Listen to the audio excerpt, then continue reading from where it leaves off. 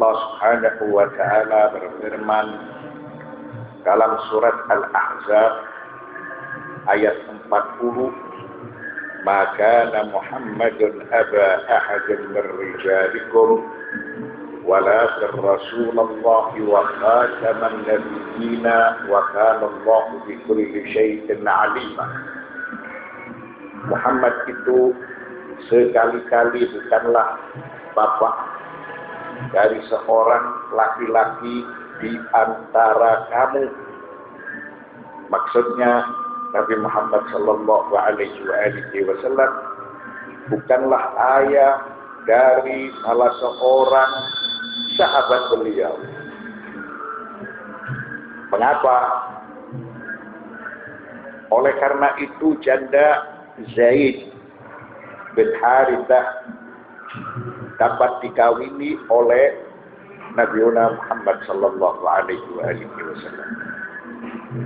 Maka dengan takbir yang lain, Muhammad itu bukan sekali-kali bapak dari Zaid bin Harithah yang sebagai anak angkatnya.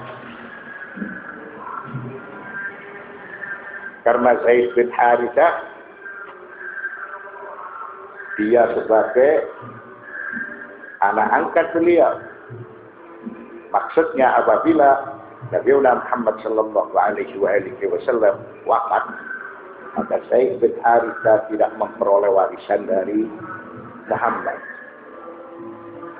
Karena menurut tradisi jahiliyah, anak angkat itu sama dengan anak kandung. Apabila bapak angkatnya wafat, maka dia mendapatkan warisan. Ayat tersebut sekaligus untuk menafikan tradisi jahiliyah. Begitu juga ketika Zainab bintu Jahash setelah diceraikan oleh Zaid bin Harithah, maka oleh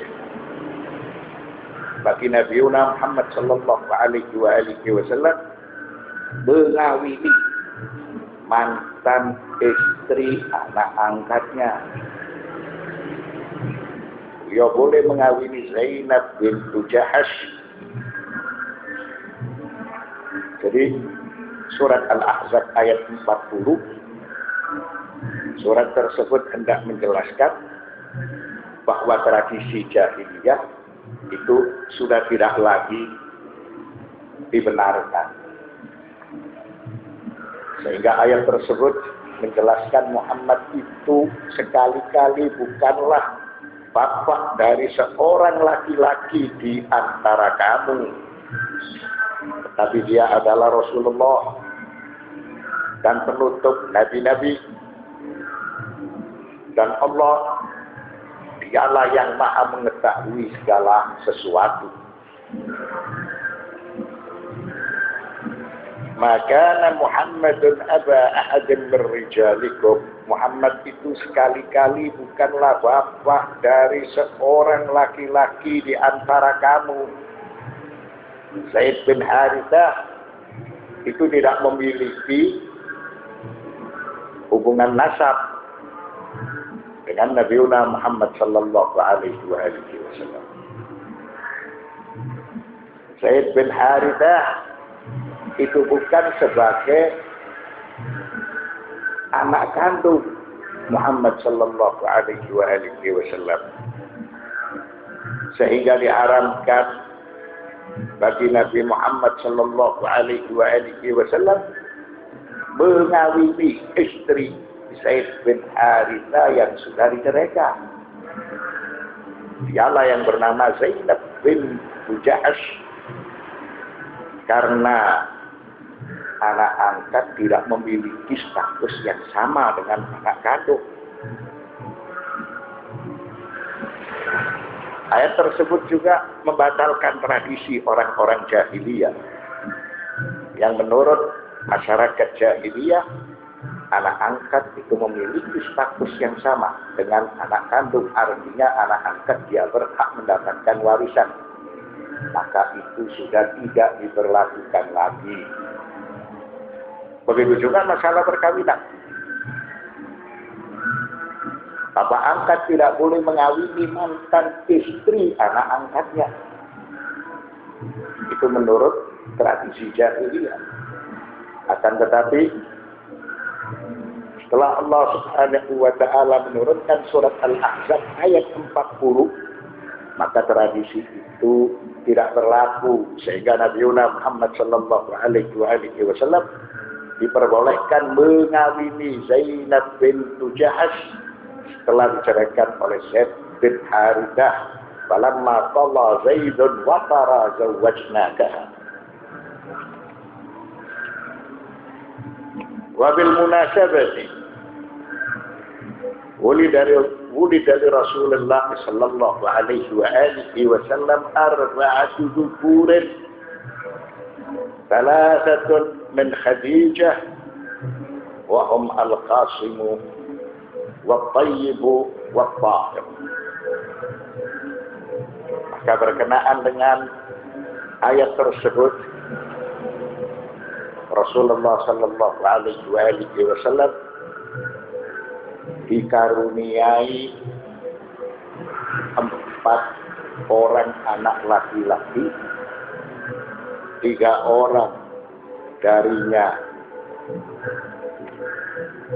berasal dari Khadijah, yaitu yang bernama Qasim, Tayyib, Tahir. Suatu pendapat menjelaskan beliau dari Khadijah hanya memiliki 2 orang anak laki-laki, yaitu Tahir dan Qasim. Karena Tahir itu memiliki sinonim dengan nama Tayyib. Sedangkan yang satu berasal dari Maria Al-Qibtiyah, dialah yang bernama Ibrahim. Wa matu jami'an fi siddit tuhulah. Maka semuanya itu wafat dalam usia balita. Qasim wafat dalam usia balita, begitu juga Tahir, Ibrahim.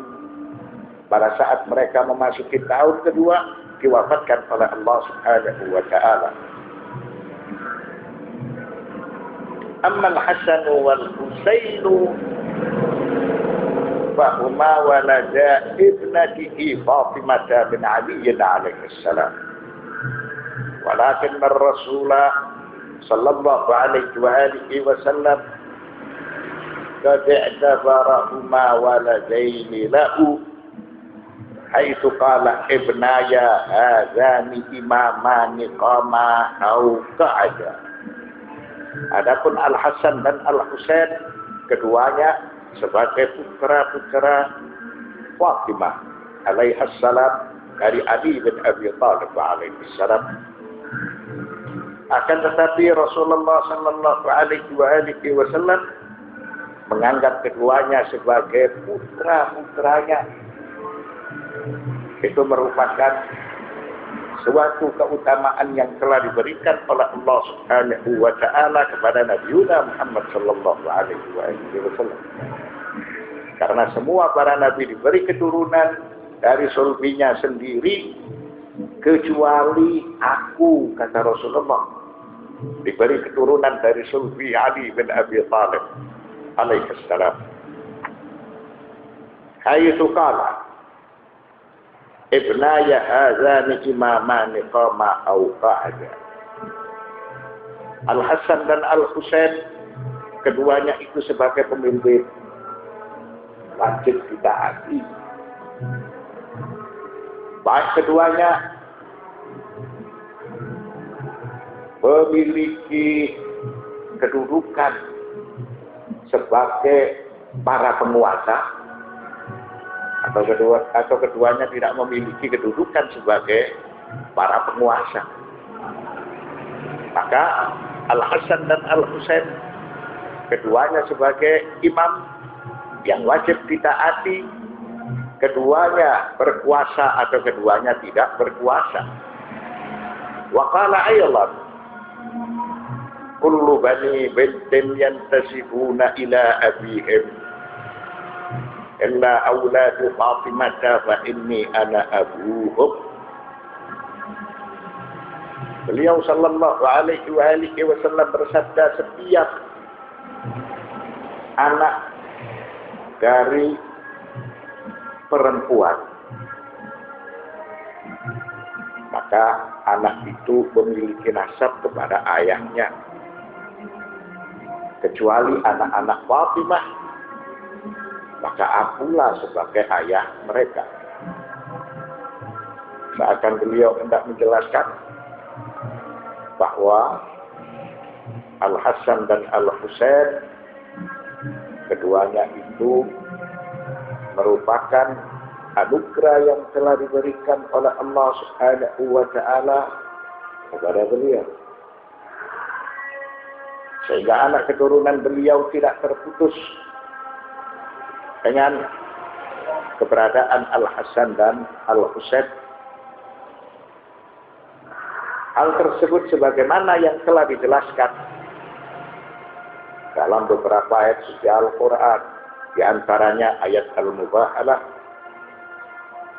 fa in hajaka min ba'di ma ja'aka min al-ilmi faqul ta'alu nad'u abna'ana wa abna'akum wa nisa'ana wa nisa'akum wa anfusana wa anfusakum wa nabta'il fa naj'al la'natallahi 'alal kadhibin.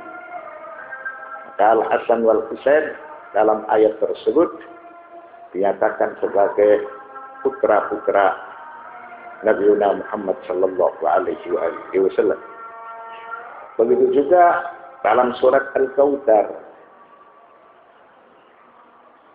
Arti Al-Kautsar yang diberikan oleh Allah Subhanahu wa taala kepada Nabi Muhammad sallallahu alaihi wasallam adalah anak keturunan. Keberadaan mereka diberkahi sehingga jumlah mereka memiliki jumlah yang besar, memiliki jumlah yang banyak, dan mereka dijadikan oleh Allah Subhanahu wa taala sebagai para pemuka, para dai, sehingga Islam yang telah dibawa oleh Nabi Muhammad sallallahu alaihi wasallam dikenal oleh masyarakat dunia. Di antaranya adalah 12 imam al-ma'sumin.